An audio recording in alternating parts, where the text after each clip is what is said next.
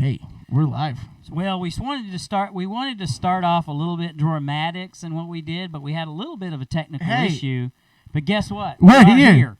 We're here, folks. Faithletic, the podcast, live and in color, coming to you from our brand new Faithletic podcast live studios. That's right. We are here. We're excited.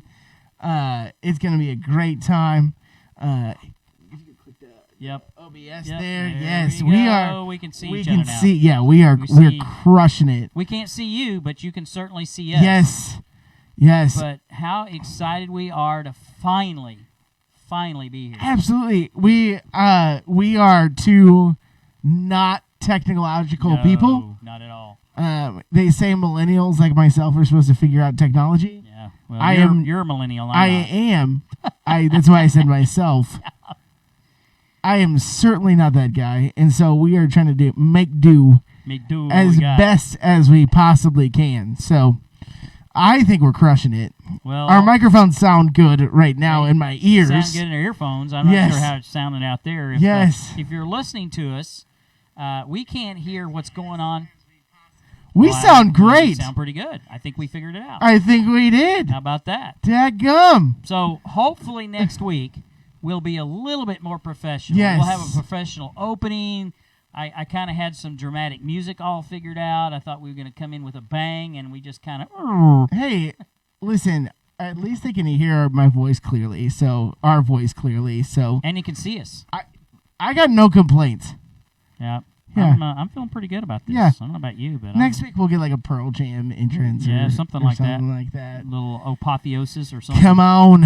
Yes, that'd be great. So, I am sure that our fans missed us, though, Dan. They had to have. They had to have. Absolutely. In case you are hearing us for the first time, which some of you very may well have or are, we were part of Crossover Radio, which we still, as far as we know, have a partnership with. Yeah. You may hear this as a recorded podcast on this particular show on Crossover at some point in time, but we plan on having that show broadcast on Crossover. If that doesn't happen, we're still going to be here every Thursday night. Absolutely, we about 8 o'clock. We missed it just a little. Hey, night. we're doing great right now. So people have grace. I think people are full of grace in our fan base. I hope so. Yeah. It could be a trial and error, more error than trial. But here's what we're going to do coming with you live is we plan on having a show. We're going to stick to sports. Oh, that's me. I was like, it's you. Kyle, stop it. No, it's me. No, we're good. Yeah. We plan on having a show that tends to be centered around sports. Yes. But we're planning on having some special segments.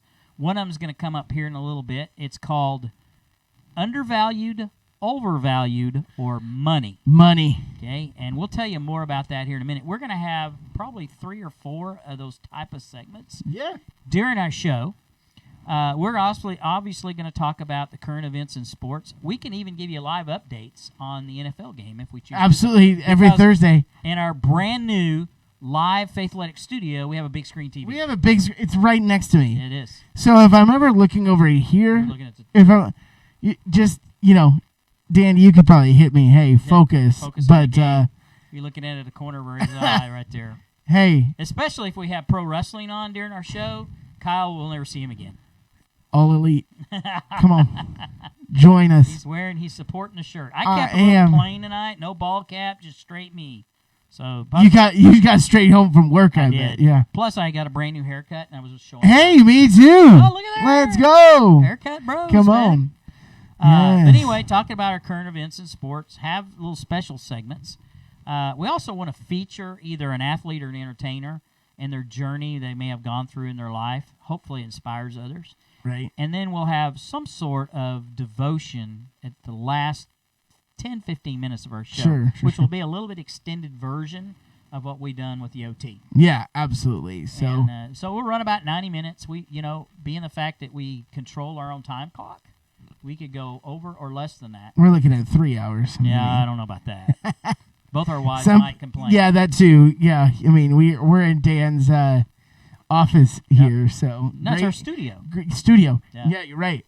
Studio. Brand new Faithletic live studio. Yeah, but Gracie may find her way in here. Yeah, dog, so you never know. Gracie, in case you guys are wondering, is my dog. Yes. And she has to be a little bit of everything, which I'm okay with. Her. Yeah. So anyway, why don't you go ahead and fill us in on some sports? I'm going to tag some people here. Let's go. So, some of the things that I've been talking about.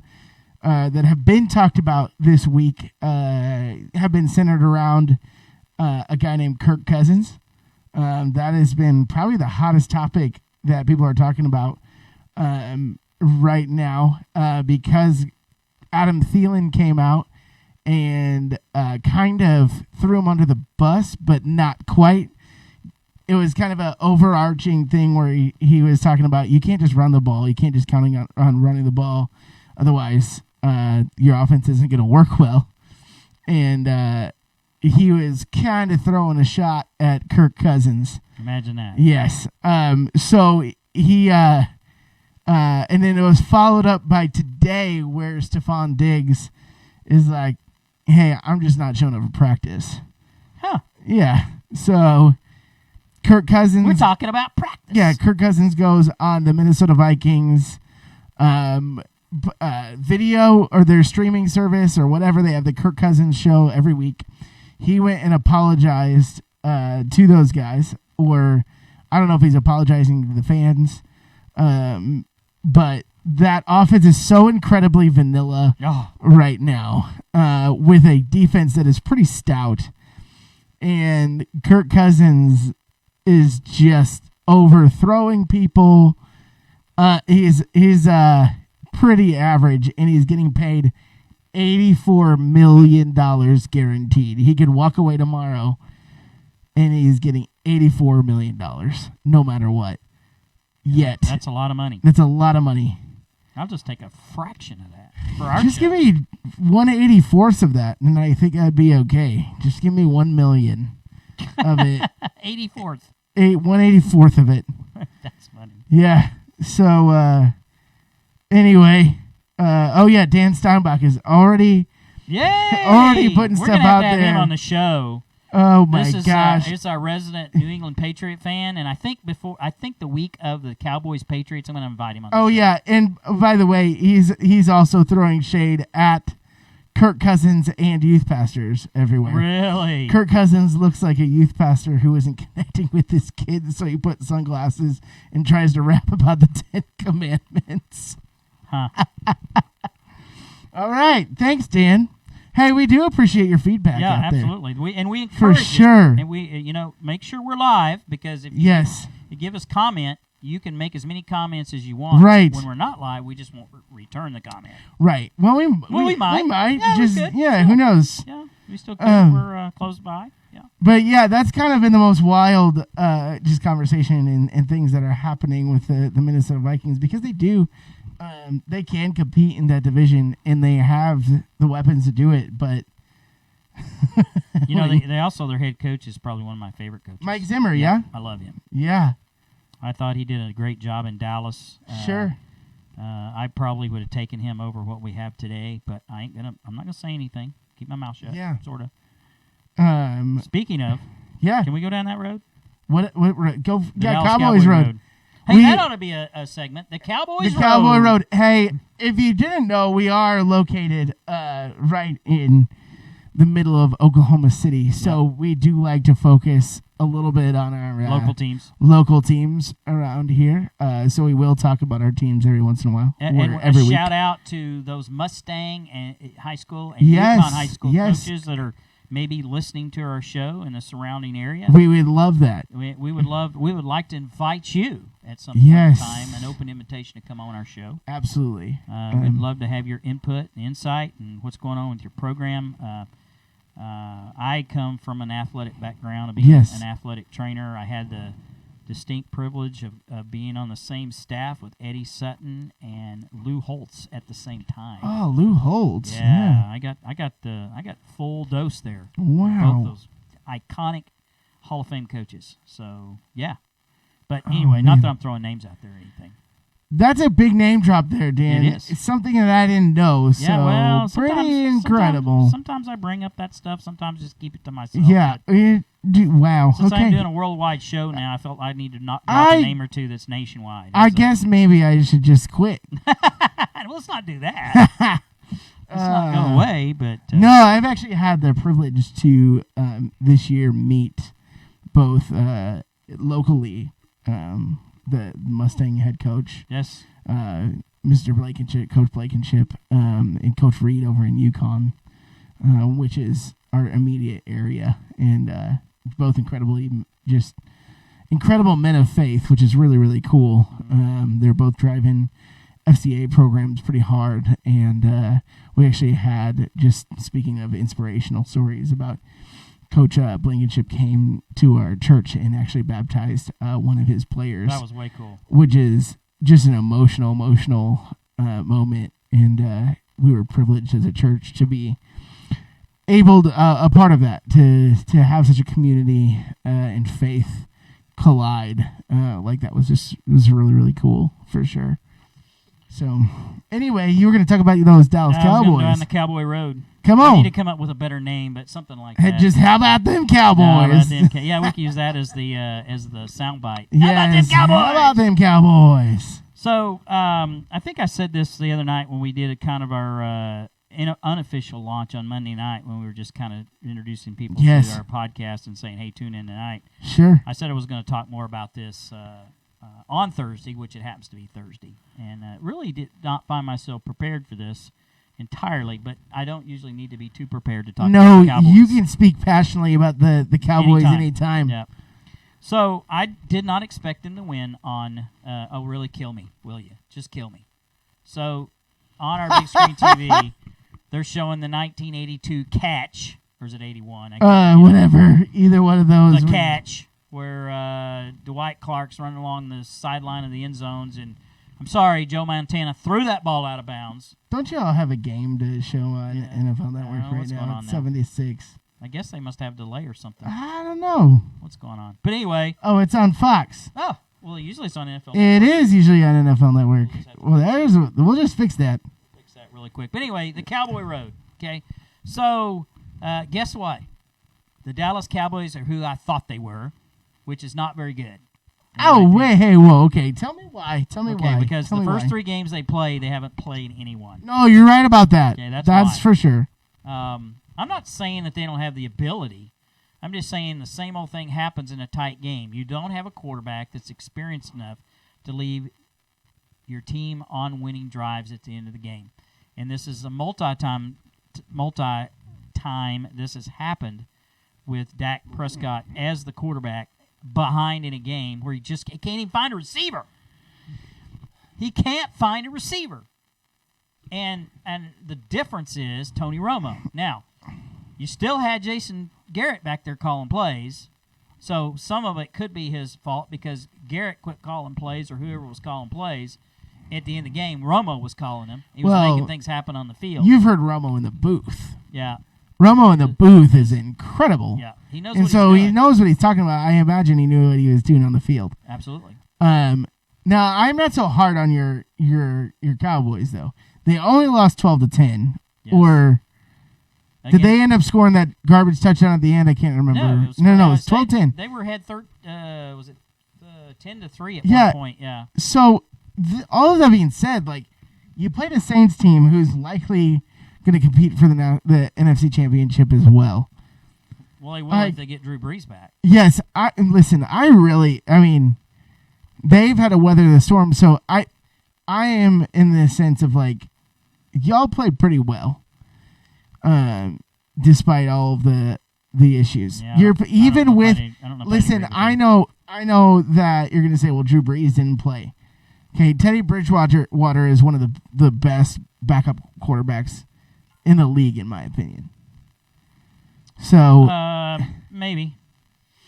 I mean, he's on the short list of the best backup QBs in the league. So he came in, and I'm trying to think of guys. You got Josh McCown out there who has Nick Foles. He's starting. Nick Foles is a starter, but he's not going to starting. get his job back after Gardner Minshew Minshew. He's good. He could win Rookie of the Year right now.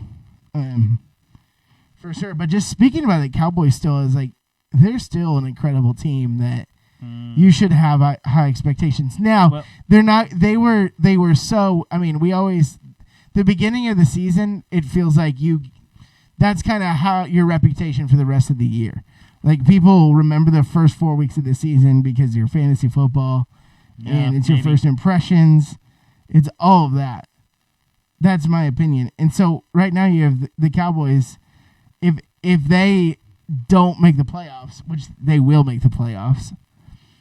I think they're okay. Yeah, so they're 3-1 right now. Right. All right. So let's look at this. Talk to me. Next week they play the Packers. Win or loss? Ooh, a loss. Okay, they're 3-2. Okay.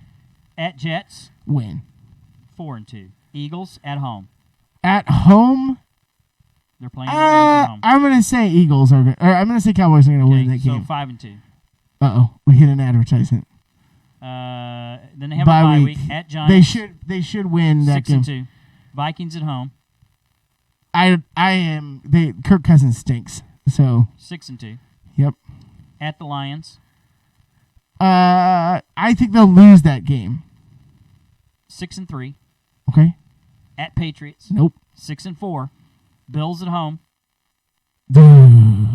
What do you think? I'm gonna default to you. They probably win that game. That's a Thanksgiving Day game. Okay. They usually win that. Yep. So 7-4.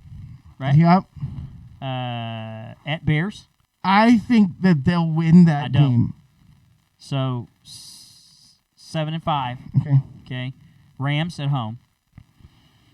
I'm not high on the Rams either, so I think they'll win that game. I don't think they'll win that game. Okay. 7-6. Okay. At Eagles. Not gonna win that one. 7-7. They finished at home with the Redskins. So you're looking at 9-7 right now, which is who they thought they were. That's who you thought they were. I thought they were. And at 9-7, I tried. I predict that they don't make the playoffs. Dan, I tried. I know. I tried but to I just really. That you're wrong. I hope I'm wrong. Yeah. Obviously I do. I know. Here goes. You're the biggest Cowboy hater I know. I guess it's not true. No, he's just a realist. He's a realist. I get that. I understand that. I get that. I tend to think I kind of have two NFL teams. Well, Chiefs, Bears, Bears. Just Chiefs and Bears. I tend to be like high in the sky when it comes to the Chiefs and realist when it comes to the Bears. Then and to be all honest, your Chiefs were a fumble away from losing their first. Oh, 100%. They got lucky. I am definitely on the goal line and they were returning 100 yards for. Ooh, and that was a wild. That was a 14-point swing. Oh yeah, They would not have won that. I mean, Patrick Mahomes though is like, he's pretty incredible. Even when you're down 3 points, when the game is on the line, it just feels like. I've never felt this before. It's like, oh, we're good. Like, the game's on the line and we're like, you're good. I've never felt that before rooting for my own sports team where I'm like, oh, don't worry, they got it. I'm usually in the fetal position if I'm down by 14 and just giving up until next week, you know? Well, it's interesting to see how it plays out for the next few weeks, but I'm not feeling real fuzzy right now. So what do you see your Chiefs finishing at this point? I see them finishing 14-2. That's pretty good. I really do. They are.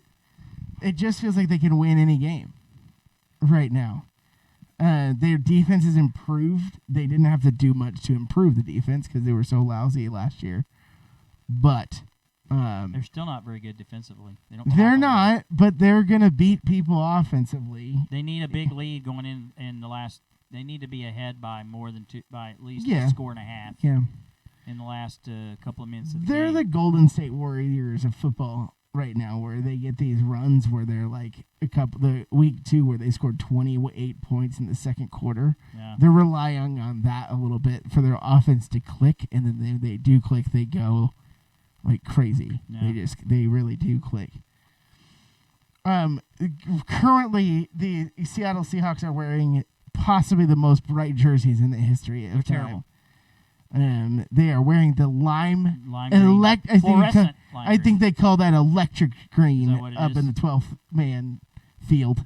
It's pretty bright. It's a little bright. Yep. Another storyline in the NFL is Danny Dimes, Daniel Jones of the New York Giants. Yeah. A lot of people talking about that. Where who knew? Who'd have thunk it? Right, he was booed at Yankee Stadium. He goes out to Yankee Stadium after being drafted first round, top 5 draft pick, and they boo him. Seattle just scored, by the way. Seattle just scored a touchdown to DK Metcalf, Ole Miss grad. Anyway, Danny Dimes comes out there, and there's hope in that side of New York right now. Well, I'm a little surprised. I'm not surprised, but I am surprised because somehow the Giants figure out a way. You know, they're a little different because they don't have. I can't think of his name right now. The coach that won 2 Super Bowls. I'm going blank. Bill Parcells. No, the other one. Oh, Tom Coughlin. Tom Coughlin. You know, he was a Parcells product. Oh yeah. But he always found a way to just make people better. I mean, he was one of those iconic fundamental coaches that just you might not everybody that has there are several people that have gone on and done radio shows and stuff like that have been on a Tom Coughlin team, and they have the utmost respect for that guy. He runs a tight ship. Everybody says is if you're not there 15 minutes early, you're late to the way that he runs things. But but anyway, all that being said is the Giants have had little hope. They are the most. I don't know. They New York needs the Giants, and the NFL needs the Giants too. I agree. I think I really do believe when the Giants and the Cowboys are successful, there's always great storylines. Yeah, absolutely. To be had, and I actually have always respected the Giants. With Michael Strahan was one of my favorite players growing up, and Eli. I love the Manning brothers. So I've always enjoyed that. Yeah, Peyton's great, but Eli did come off a little spoiled at the very beginning of his career. Yeah, a little bit to start. But anyway, that's neither here nor there. But anyway, it's an interesting storyline for sure. So anything else in the NFL that you can think of? You're not on the mic. Percy Harvin. Okay, what's going on with him? Percy Harvin said that who's retired. He said he was high for every single football game that he played. That's not good. That is not good. Was he high on? It's marijuana. Yeah, which is actually a talking point right now in the NFL. If they're going to use that, and of course we don't need to get into all of that on Faithletic, the podcast. It was just a very interesting story that blew up yesterday in the NFL world. Wonder if he was that way when he played in college. The only reason I asked that is because there was a game on today on something that was a replay from the Auburn-Florida game when Tebow was the quarterback. Yeah. I don't remember. I wonder about that. Tim Tebow had a real who's of. Yeah. He did have some. He cast around him. Anthony Hernandez and I didn't think I'd mention that name on the air tonight, but here we are.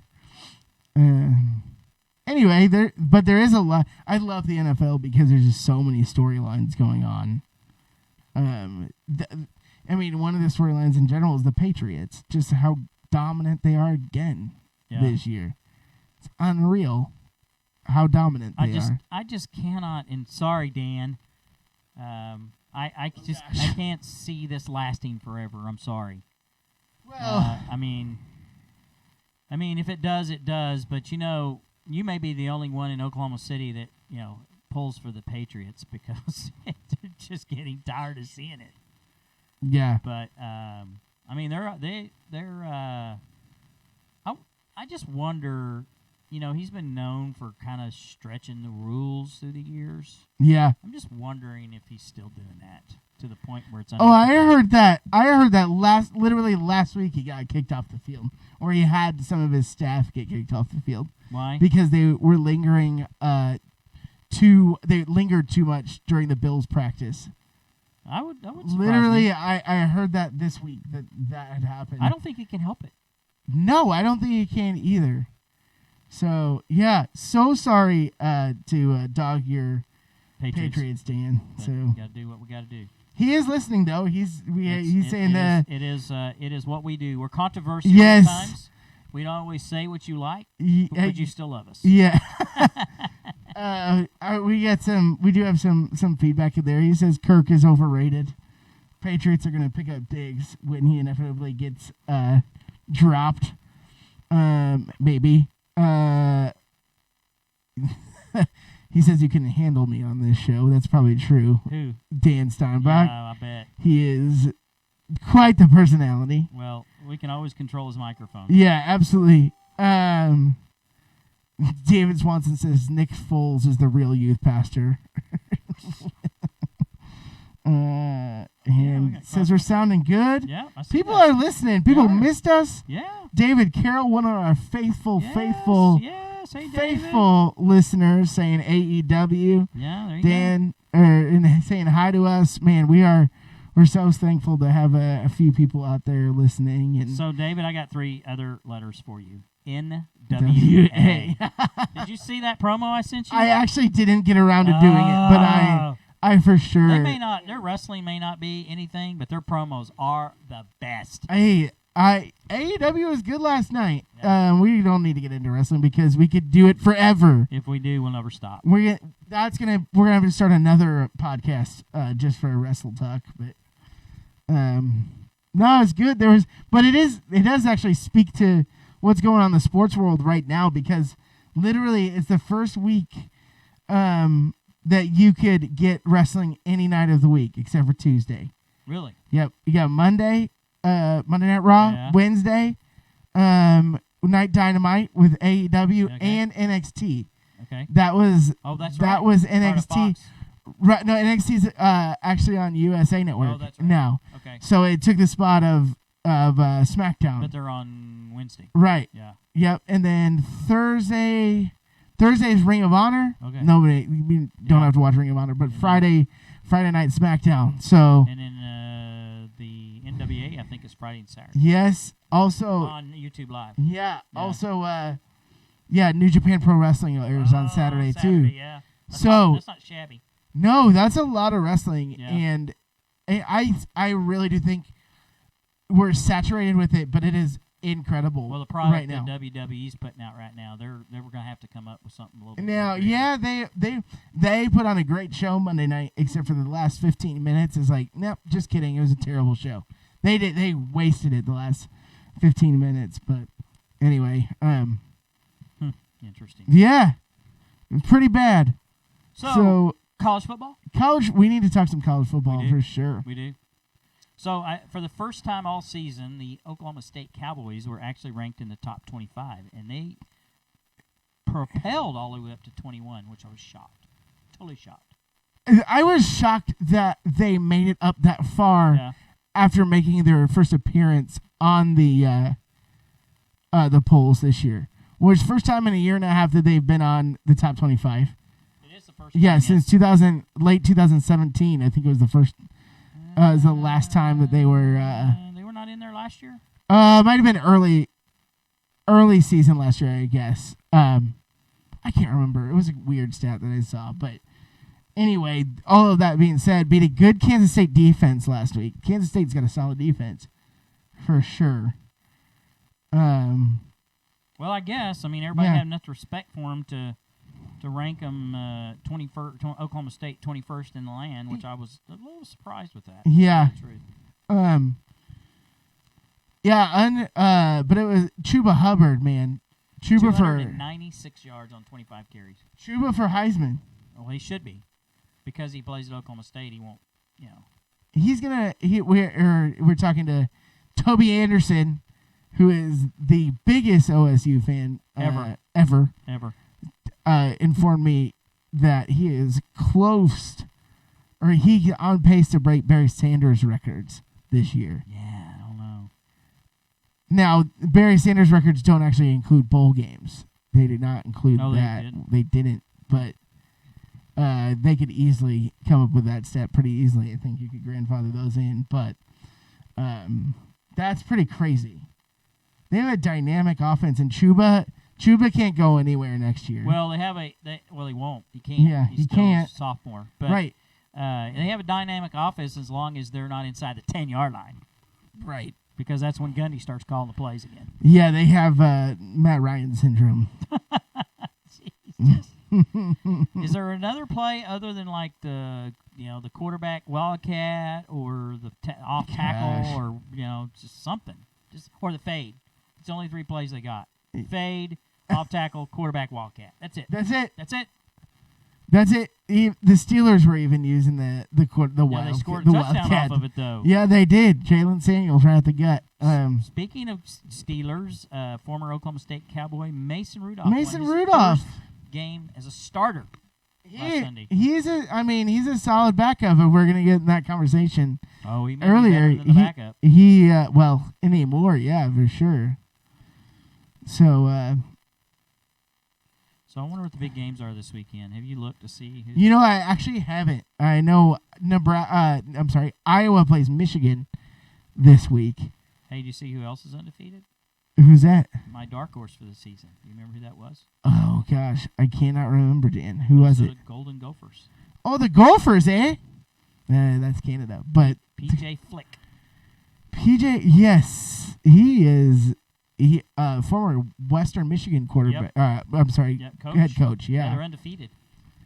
Not surprising to me, but it also speaks to how right I was about the dominance of the Big Ten. I don't think you want to go that far.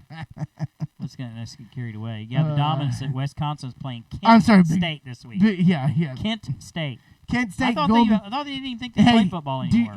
Do you know their logo, right? Kent State. Kent State. I do not. Golden Flashes. Flashes. Come on, go Golden Flashes. Hey, they've got some real wing dingers of a matchup here. LSU's playing Utah State.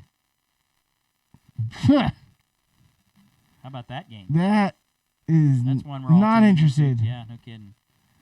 Michigan plays Iowa. Telling you. Yeah.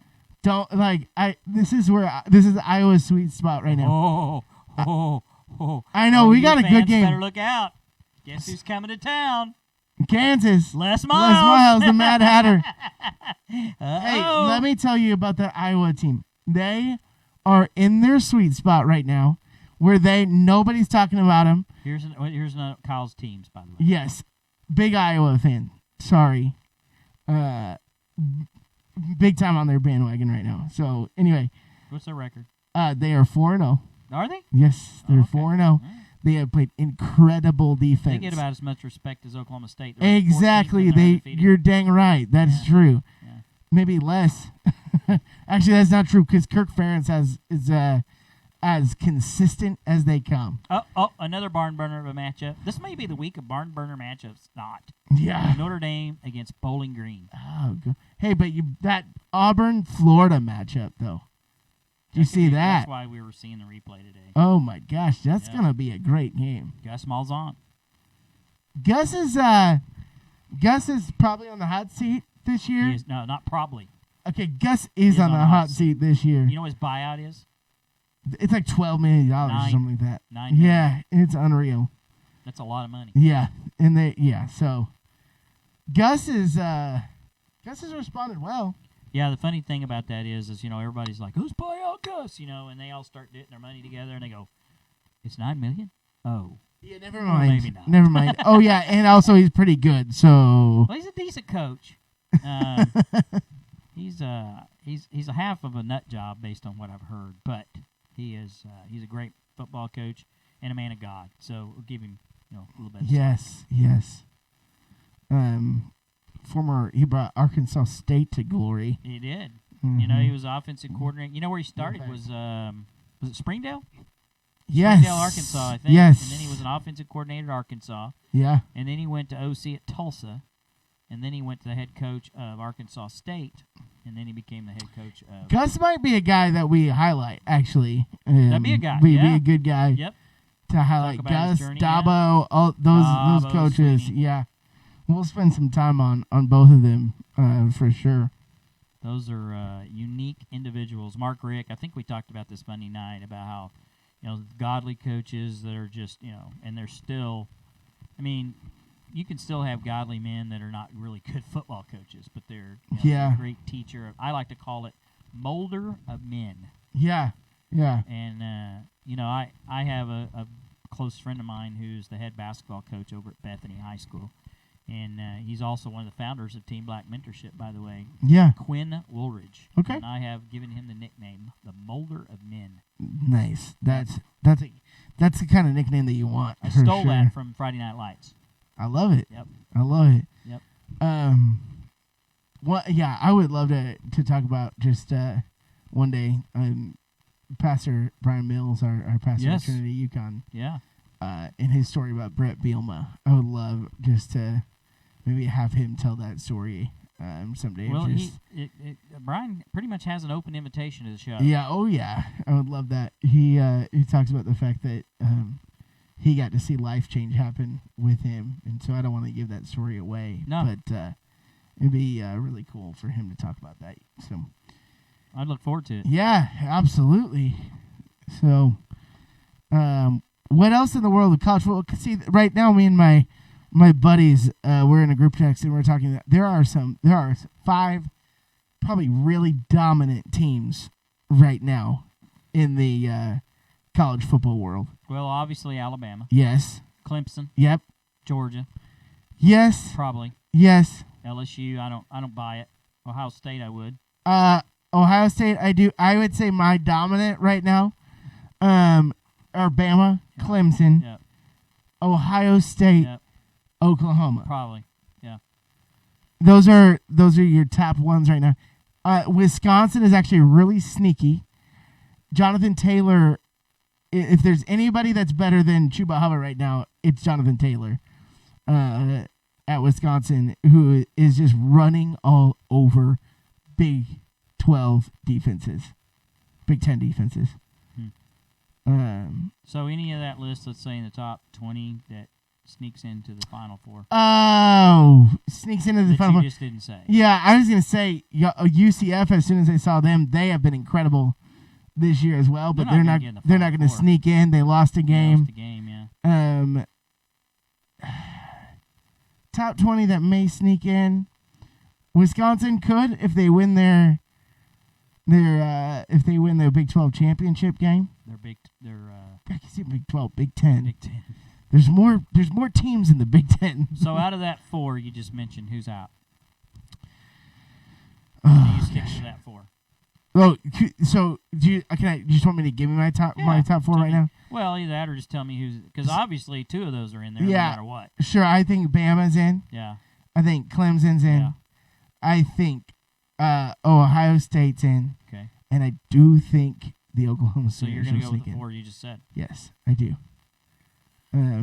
Obviously, there's going to be a head-to-head matchup between Bama and Georgia. And I think Bama is just head and shoulders above everybody again, in the SEC at least. But it's going to be interesting with those 4 teams because they are head and shoulders above everybody. Well, David Carroll's saying Jonathan Taylor for Heisman. I don't disagree with him being in the running for sure. It's gonna be hard to beat Tua this year. Yeah. Son of a plumber. This dusty road to American dream. Dusty roads, yeah. Dine with kings and queens and that pork and beans. That's baby. right. That's right. I know that's why he said that. He wanted me to do my. He did. Yeah. Come on. Woo! Woo! Oh my gosh! If Major's listening now, he's about to. He could be. Yeah. Oh my gosh. You know, the interesting matchup this week for me is SMU Tulsa. I don't know why, but it's interesting. Well, SMU, the Ponies pony up. They're undefeated. First time since the death penalty. Yeah, they've been in the top 25. Yeah, first time since the death penalty that they're back here. You know, the ESPN will not let this go if they keep winning. They will. No, heck no. 30 for 30. They're probably, they could be a team that gets in the Final Four just because ESPN wants. That is one of the more best stories will come out of that than anything else in the world. Yeah, but that is one of the best 30 for 30s there was. Oh, it was a good one. The Pony Express. If you haven't watched that one, that's good. And that was before my time, and so I knew nothing about that story. Incredible. So good. Yeah. Yeah, and it was Texas and A&M that Texas A&M that basically blew the whistle on them because they could not stand it. They were good. Better than them. Couldn't stand it. Pony up. They did. Pony up. I mean, probably the best 1-2 punch in college football running backs ever. Eric Dickerson and Craig James. Yes. I mean, talk about a 1-2 punch. Yeah. The only one that can compete with them is those wishbone attacks that OU had, but there were so many of those guys in the same backfield together. Those two were dominant. Is that Eric Dickerson? Is that right? Yeah. Eric Dickerson and Craig James. Yeah. I mean, yeah. Yeah, they were really, really, really, really good. Oh yeah, that is I forget I thought I didn't realize Dickerson went to SMU. Yep. I had forgotten that. One of the other, there's so many good 30%. The Dennis Rodman one just got released last week, or a couple weeks ago, and I've heard it's incredible. That's one that I need to watch for sure. Anything else in the college football world? I was gonna look. Really, UCLA? Did UCLA beat Washington State last week? They did. 2 weeks ago? Yes, it was that game 67 to 63. I guess I missed that. Yes, the Washington State quarterback threw for 8 touchdowns, and they still lost. What? That game. Yes. How do you not play defense? I don't know. That's crazy. I don't know. Well, it shows you how much I missed it. It's like that Rams Buccaneers game last week. It was 55 to 30 in the NFL. That's the game we couldn't think of. That was a strange loss from last week. We were sitting there trying to think. Yeah.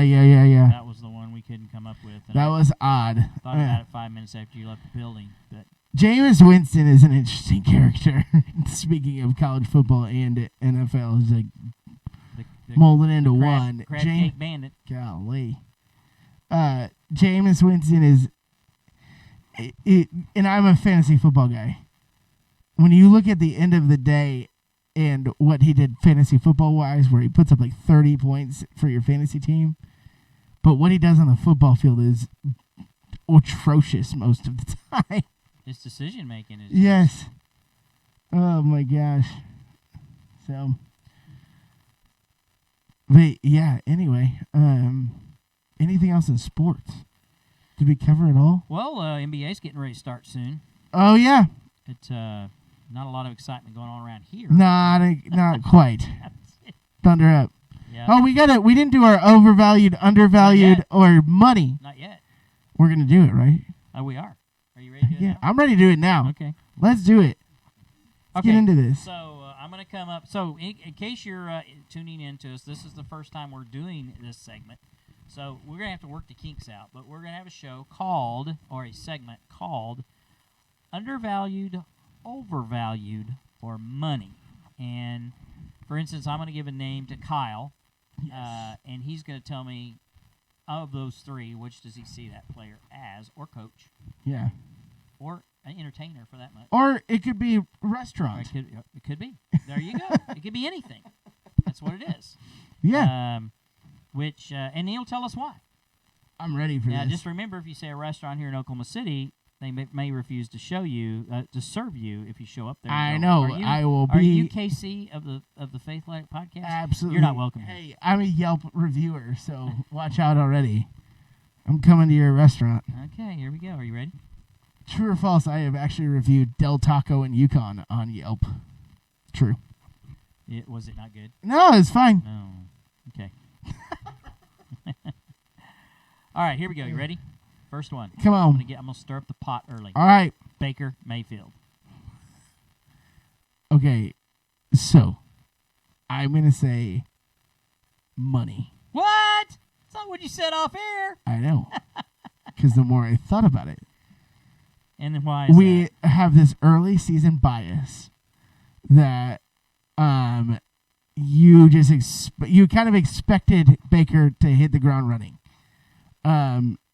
Baker has lived up to who he is the past couple weeks. Starts the season 0-2. The last game, he stops trying to run these fly routes to Odell Beckham Jr. Starts to find Jarvis Landry last week, and Jarvis Landry goes off. I think that here's the thing about Baker. Baker keeps plays alive. Yeah. He does not have the greatest line in the world. Yeah. I think that right now he is right on the money. Okay. For a second-year player, remember he hasn't even got a season. He's got 18 games under his belt. Okay. Tell me why he's overrated, Dan. I'm not. This is your show. No, it's our show. It's our show, but this is your segment. This is my. I'm not gonna comment. You know how I feel. We obviously know that you think he's overvalued. He's overvalued. And that was between the two, I'm leaning that. But right now, this part of the season, I'm saying 2-2, and he could go on. They could go on a run where they're going 4-2, and I wonder if you feel the same way. If he goes what now? Run that question. If they wins the next two games, Browns are sitting at 4-2. Depends on who you're playing, probably. Okay, fair. Baker makes the play. The Browns make the playoffs this year. Money. Okay. I mean, because he's taken them someplace that That's been where in I'm like at too. 75 years. So. He becomes he's overvalued or undervalued to me if he makes a run in the playoffs. Well, when this season started, I had actually said that I thought I was wrong about him. In other words, when I came out playing last year, I said he's going to flop. He's not going to make it.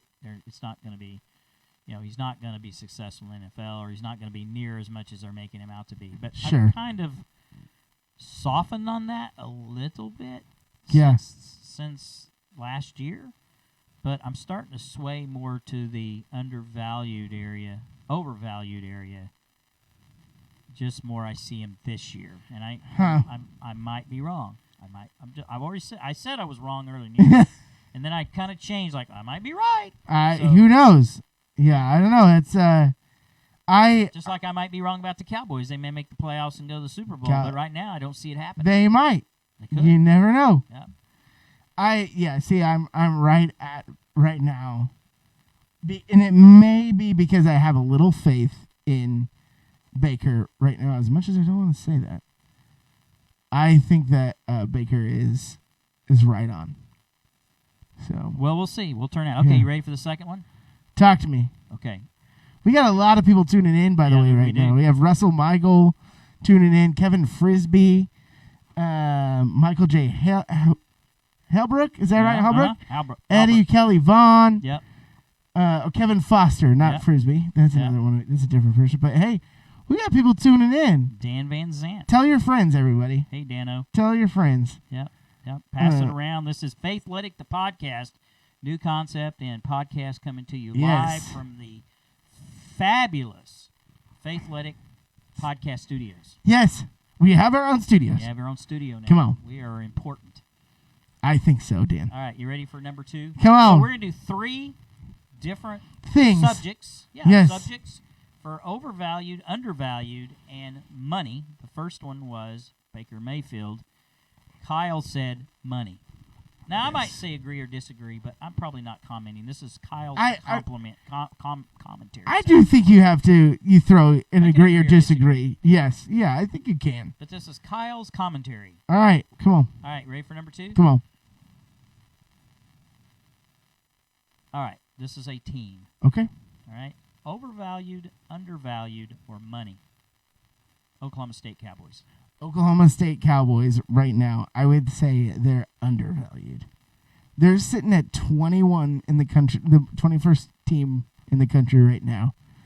And maybe again they might also be money too. Okay. But I'm going to say undervalued right now because I get to watch them on a weekly basis. Chuba Hubbard is a NFL talent that may go in the first round. Spencer Sanders is the quarterback that people are that since the Texas game, they're like, "Ooh, this guy might be interesting the next couple of years." Yeah. So last year was truly a rebuilding year for the Cowboys. Oh, no doubt. You look now as long as you're rebuilding and you see progress the next year, we've seen that immediately from the Cowboys right off the bat. I think the Cowboys are to be reckoned with. I think that they could actually finish as a top 2 team in the Big 12 and play for the Big 12 championship game. I really do believe that. Well, the only way that's going to happen is them to win out, I think. They could, but they got to beat Oklahoma at home. Yes, which that'll be tough. But I also am seeing Texas slip up there as well. They have to slip up twice because they hold the tiebreaker. Sure, they do. Texas has to lose twice, and if OSU loses another game, then they're out. So they've got to basically win out. See, but don't you think Texas is going to Texas eventually? You know what? They're just going to Texas. They're just going to pull a Texas. Who said that? No, me. Oh, that's what I'm saying. You never know. Hey, Trent Hendricks. Hey, Trent. How you doing? What's up, man? Yes. So I would probably agree undervalued at this point. Yes. Yeah, I really do think so, and I think they're going to they could. I mean, they're going to compete in every game this year, which is all you can ask for right now. And maybe as a Cowboys fan, it's like that's kind of where you want to be. Yeah, kind of. Yeah. I mean, I'd look. I have this saying, "Never let them see you coming" theory. Yeah. Because they think they got you. It's like, you're used to Oklahoma State was like, oh, that's a win. Yeah. Even when they're good, people say, oh, they'll fall apart. So they came back down to earth a little bit last year. Yeah. Yes. But Gundy's the coach. Halftime, 14-13 Seahawks. Yeah, there you go, folks. That's going to be a ball game. It is. But I would love it if Texas got shut out of the. Now, see, here's the bad thing: if OSU wins out and they beat OU, and OU's their first loss, they're going to play each other again the next week in the Big 12 championship. And then they're not going to win that game. So, OSU can't get a break no matter what. No, the only way that really you're right. works is if Texas beats OU. And then OSU wins out. Then it's Texas and OSU in a rematch. That's the only way that works out favorably for OSU. And I'd still believe OSU is going to falter before they even play. Sure. It'll be somebody like West Virginia or Kansas comes to town. You never know. Never know. Les Miles, the Fighting Hatters. Mad Hatters. The Fighting Mad Hatters. So yes. Anything could happen there. But anyway, all right. So third. Talk to me. Talk to you about the undervalued, overvalued, or money. Are you ready? Yes. I'm ready. Texas Longhorns. I'm always going overvalued. Now, can you pull up their schedule real quick just for me? I can. I will always think they're overvalued because they have the Longhorn Network. let's just say that. You passed them there, right there. Okay, so they beat. Pokes have been the only team that they play. Well, they lost to LSU. And they beat Tech. And they got beat pretty bad by LSU as well. And then they beat Oklahoma State. Yeah, so that was that game. That was one of those games where Texas was in it for a while, but the fourth quarter it was like, no, you can't really. You're not going to win. They got OU next week. They do have OU next week at the Red River Rivalry. So here's the deal. I want them to play another team like I want to see how they do against West Virginia this week. And I say that because if they pound West Virginia like they should, because they should pound West Virginia, then I really will feel like maybe Texas is back a little bit. Because they did measure up well against LSU as much as I don't want to admit it. I'm just always going to think they're overrated because they ruined the Big 12. The Big 10. Big 12, Big 10. I'm just bad. Which conference you're in? No, here's the deal. I know exactly what conference I'm in. It's just like there's more teams in the Big 12, Big 12 or the Big 10, and I keep mixing it up. I feel like I should go take a break for sure. Yeah, this is one thing about this podcast is we don't have commercial we don't get breaks. Yet. We will eventually, but right now we do not. So you're probably about an hour into it. We're like, yeah. Anyway, need some caffeine or something. Sure. At 9 o'clock at night. So Texas overvalued. I think so. Yeah. What do you? Yeah, I obviously think they are. Yeah. I do think that college football desperately, and so does the Big 12, desperately need him to be money. Desperately. Yes. And those that may not know this, I'm kind of a conspiracy theorist anyway. Yes, you are. So I think that everything will, that if this is such a thing, that the NCAA and Big 12 will do everything they can to protect their precious, and I call Texas their precious, which is precious. Big 12 precious. Yes. Precious. Kind of felt that way when they played OSU, because we were not on air that week that they played OSU. Yeah. And I absolutely could not believe that third quarter, third down spot. Oh, gosh. That was absolutely, as low dramatics as it was, that changed the complete complexity of the game, because here you've got a first down on the 3, and instead you have a fourth down on the 4, which cleared. Now, he probably wasn't on the 3, but he was about 6 inches short of the 3-yard line. We're getting in the weeds there for sure, but that was a crazy call against OSU. And then the announcers go, "It's where the ball is." No, it's not. If he is in bounds, it's where. If it's where. Oh, don't even get me started. Yes, it might. You got yourself started. Well, if it's where the ball is, the only time it really counts where the ball is if it's a touchdown, isn't over the goal line. Sure. If a guy goes out of bounds, they always mark him where he stepped out. Where he stepped out at. Now, if he goes at an angle, you're going to kind of split. It's usually if he's in the air out of bounds. Yeah. It's where the ball is. Absolutely. But he was on his feet. No, it was unreal. It was It was an unreal call that did actually change the course of the game a little bit. Oklahoma State takes the lead right there, if I'm correct, right? No, they turned the ball over. Oh yeah. No. If they make that, if they score, it changes the game. They take the lead. Yeah. Yes, they take the lead. They take the lead there. Changes the complete complexity of the game. But the biggest concern I have is it shows in like 3 different angles he's clearly out at the 3 or right short of the 3, which would have been a first down. Yeah. Trent says robbed for sure. Yeah, for sure, Trent Hendricks. Yeah. I agree with you. They were robbed in that call. I could not believe that happened. And I understand it was the third quarter. I understand a lot of things could change. But if you're a guy that believes in momentum and shifts and the way that how certain things work out in the end, I mean, it just changes stuff. It's like getting a team gets a first down on a 3rd and 20, like Dallas did the other night, and they call the most absurd offensive pass interference penalty I've ever seen in my life. I mean, all Amari Cooper did was turn, and his hands kind of flew by the guy. So what you're saying is, Dan, and if I hear you correctly, if you have the nickname Cowboys, you're in trouble. You're in trouble with officiating in the Big 12 and the NFL. Could be. Correct. Could be.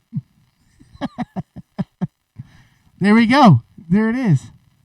Is there actually David asked a question. Okay. As we're kind of wrapping up on sports for the night, I presume. He's asked the question, is Kofi Kingston done with his run on Friday? Which Kofi Kingston is a WWE champion right now. Yeah.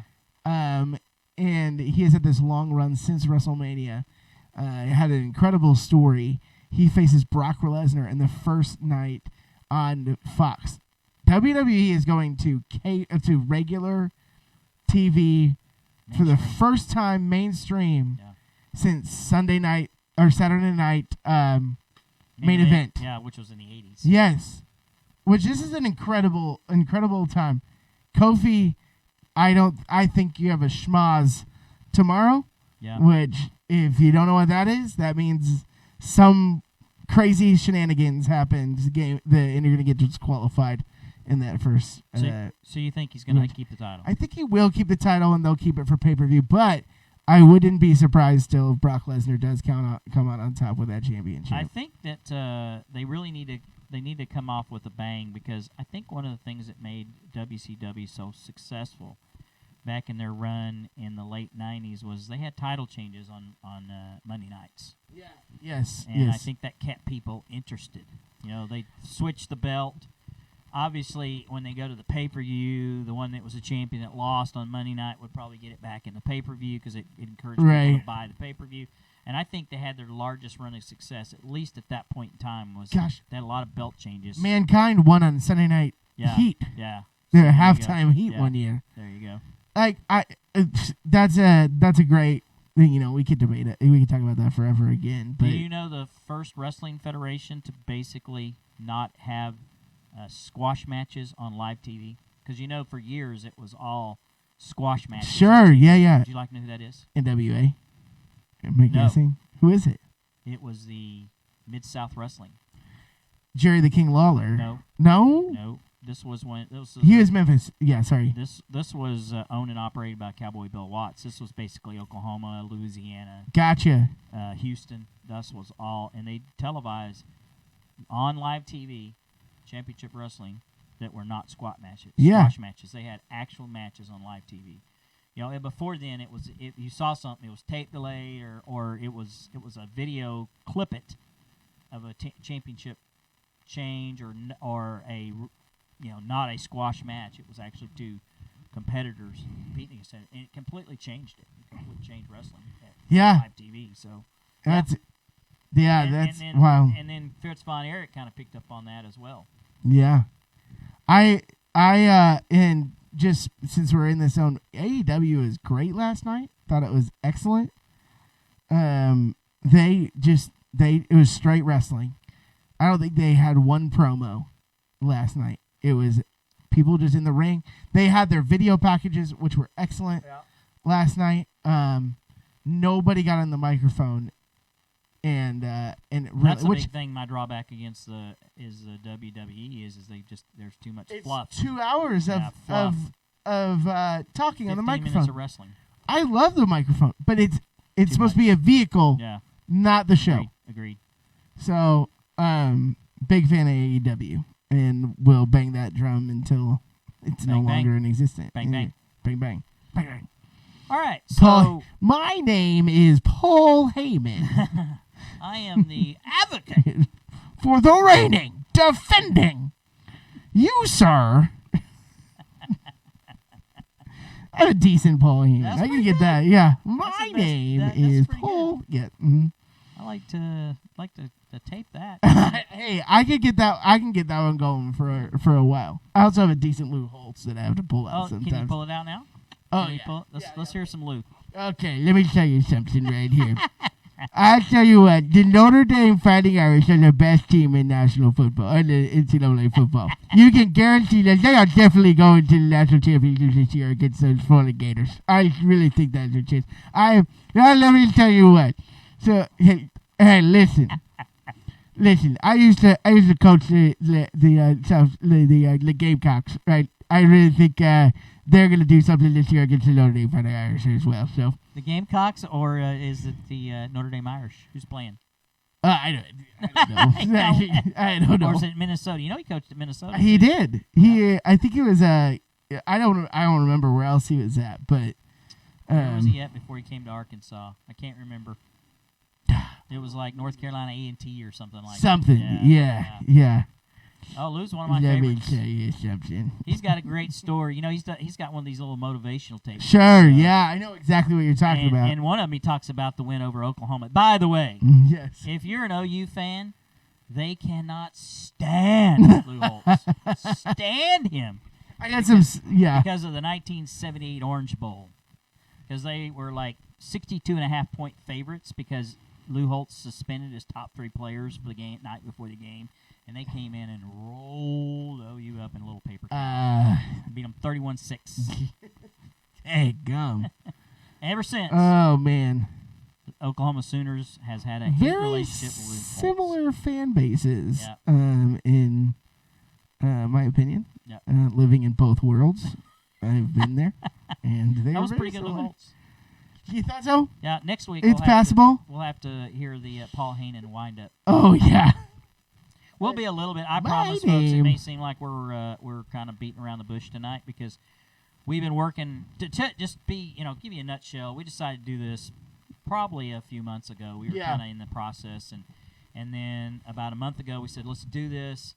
So I started ordering equipment and getting it together. Well, the first 2, 3, or 4 things I bought didn't work. Long story short, it wasn't me. I found out. It's just I had the wrong equipment. So right. So now we've got the right equipment, but we're still having some issues with the connectivity. Sure. But you see us, so obviously we figured some of it out. We're pretty clear on my app, so Yeah, and I've never done this before, so.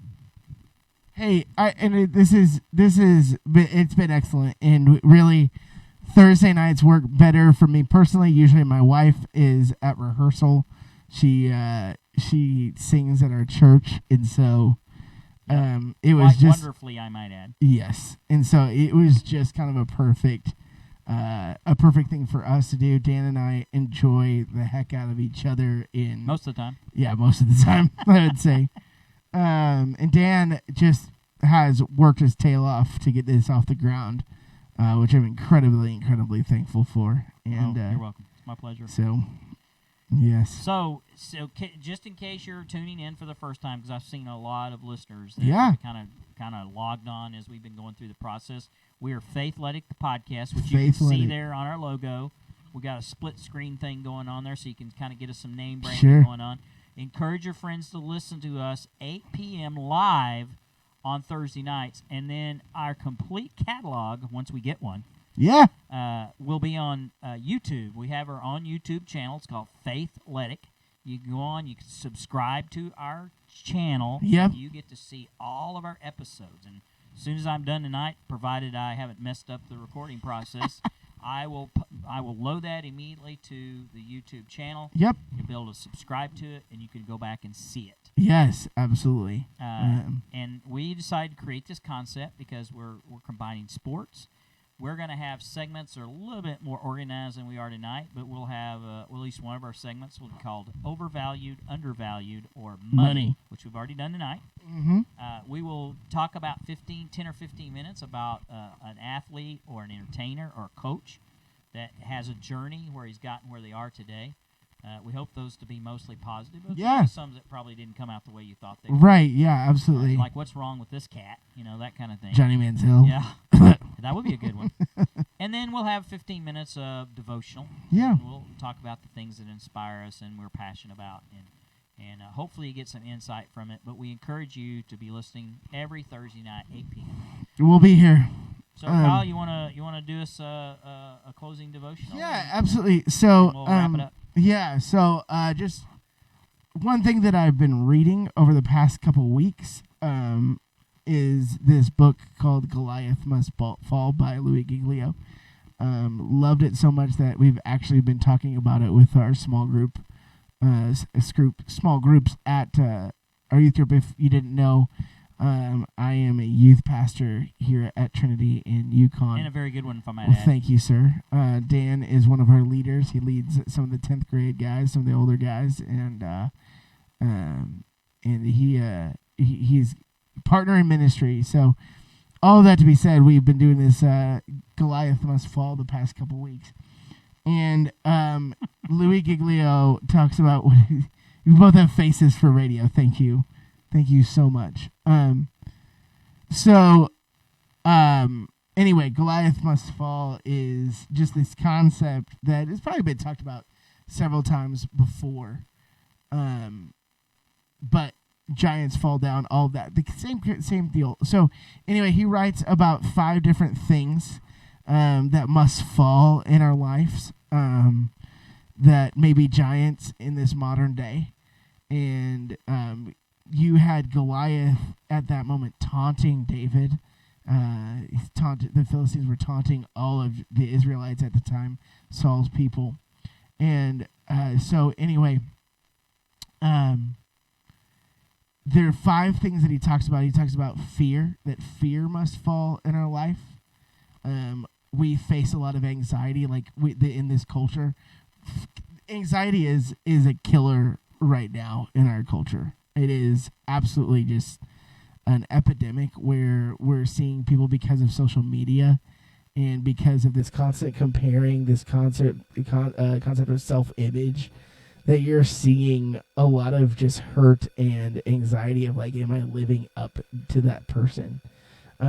So fear must fall, rejection must fall, comfort must fall, anger must fall, which is it's clear. Those things are clear. Like rejection especially is like, because of that social media as well, is like we're constantly worried, hey, am I living up to this person's expectations? Am I living up to this, that, the other thing? But realizing that no, God acceptance is the only thing that matters in our life. This week we'll be talking about addiction must fall. And the concept that we're talking about with students is the fact that there's social media as well. Again, like, y'all, I checked my stats, because you can look at your stats on an iPhone every week to see how much you're on your phone. I'm on the lower end, and at the lower end, I'm 4 hours and 44 minutes a day. I'm averaging 4 hours of my phone. That's a lot. That's a lot. And I'm on the lower, statistically, students are on 6 to 7 hours a day on their phone. Wow. I pick up my phone every 6 minutes is what it says. Like, and again, I'm on the lower end. And so like, that's our culture right now. And we're a lot addicted to our phones. In fact, like I found research that talks about the fact that a like on Instagram or Facebook is equivalent to the dopamine triggered from cocaine or gambling. Really? That it's so closely tied of like, you just want that more and more and more of like, you want those likes, that's what these kids are so consumed with, that's the level of just like wanting to be accepted, in that feeling of like, oh, I got another like. Like, that's a kind of foreign to us, even because we're not living in that Generation Z right now. Yeah. That this is so it's an interesting fact. I learned that millennials, was my age, like when they sit on the computer, which is very true of me, when I sit on the computer, like when I'm working, my phone is always on the side and facing down. Millennial, or the next generation, or Generation Y, we're learning that they sit on their computer with their phone right here, like over the top of them. Wow. So we're addicted to our phones right now, and that is a giant. That is the one giant that I felt like, man, we kind of have these addictive personalities. And we're seeing that a lot of people are jumping into that. And so Louis Giglio talks about this in her book, that these addictions to phones and things that aren't substantive compared to God, like, they have to fall. And Jesus has taken the ultimate fall for us by dying on the cross for us. One thing also that I learned this week is if you haven't heard of David Tripp's New Morning Mercies, which is a devotional that is absolutely incredible. I would recommend everybody go out and get that. But he talks about grace and sin, and how so much of us, we do not want to admit our sin. Like, we kind of want to keep that inside all the time.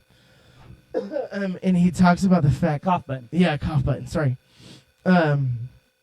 He talks about the fact that actually sin and the admittance of sin and having a short account with God actually can be a mini celebration, because we see God's grace through the midst of our sin because of what he did on the cross. And we can actually celebrate in the midst of our brokenness and our struggles. So just things that I have learned this week. And we're going to try to be more specific within our devos and dig a little deeper and try to even find people that may be able to help you in your walk with God. We really wanted to more of a faith-centered focus again tonight. We're getting kicked off and trying to get our sea legs, if you will. So planted. Yeah, we're getting a banner, we're getting all of that that thing coming your way, but we'll get more specific about when it comes to Devos and all of that. But the banner that's behind me is from the mentoring program that I founded, Team Black Mentorship, and we just wanted something a little color behind us, which is what our show's kind of based on, this mentoring concept. So I thought, what the hey, I'd go ahead and put this up for our first show. Perhaps by next Thursday, we'll have a Faithletic banner back there. We are on Facebook. We're on Twitter. It's at Faithletic on Twitter. And it's the Faithletic, the podcast, I believe, on Instagram. Yes. And YouTube is Faithletic. So you can go to any of those 4 social media outlets, Facebook, Twitter, Instagram, or YouTube, and you can find us. We will probably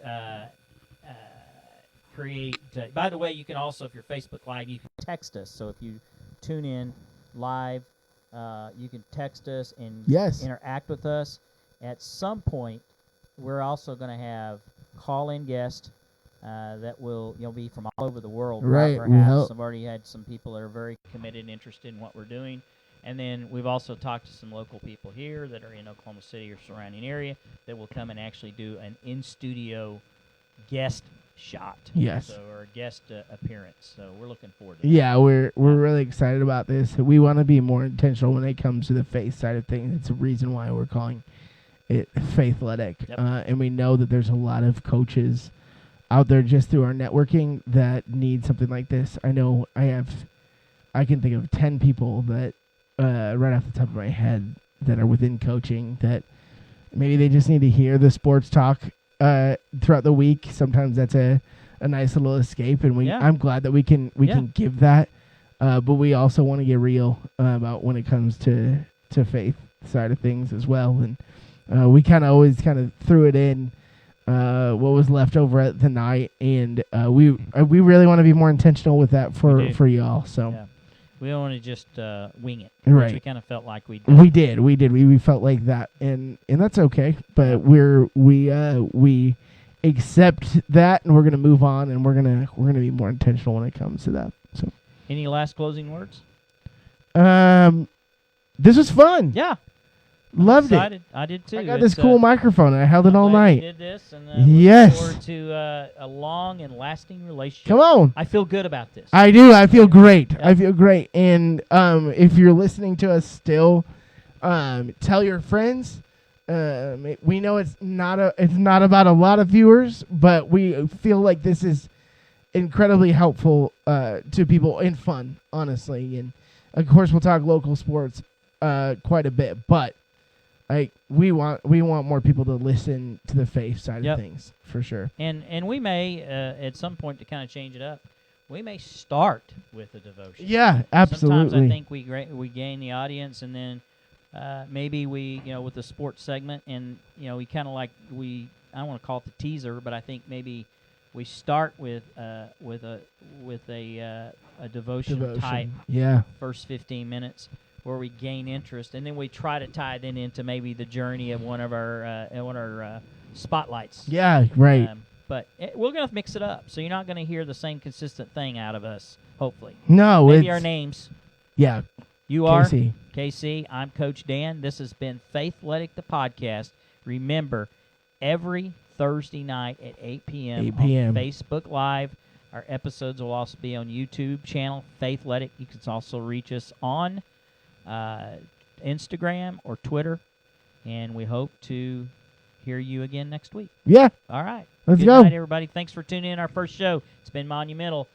Have a great week. Remember, God loves you, and so do we. Yep, absolutely.